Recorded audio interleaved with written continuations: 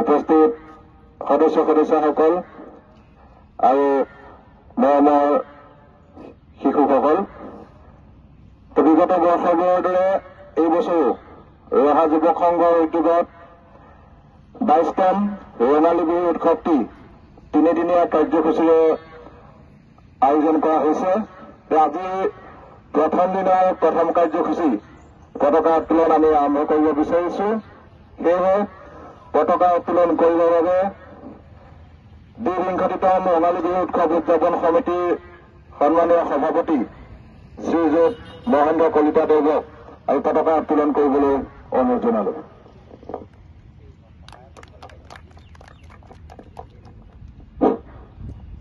আচলতে প্ৰফুল্ল নাথ ছাৰক অকণমান সহায় কৰি দিবলৈ অনুৰোধ জনালো।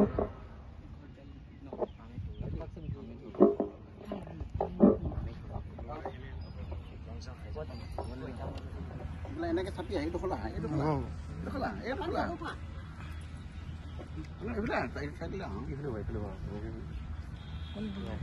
তুমি এফালৰ পৰা মাৰিব লাগিব।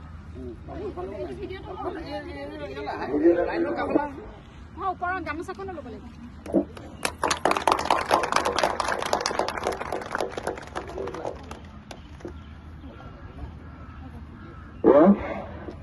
আমাৰ পতাকা উত্তোলন হৈ গৈছে।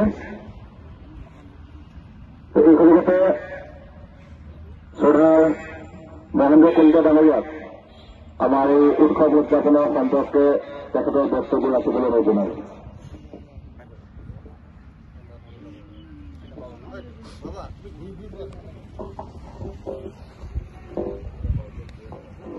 আজিৰ এই পবিত্ৰ অনুষ্ঠানত উপস্থিত থকা শ্ৰদ্ধেয় ব্যক্তিসকল, আই মাতৃসকল, কণ ভাইটি ভণ্টিসকল আৰু ৰহা যুৱ সংঘৰ সমূহ কৰ্মকৰ্তাক মই আজি এই পবিত্ৰ স্থানৰ পৰা আন্তৰিক সুবাসিস কামনা কৰিছো।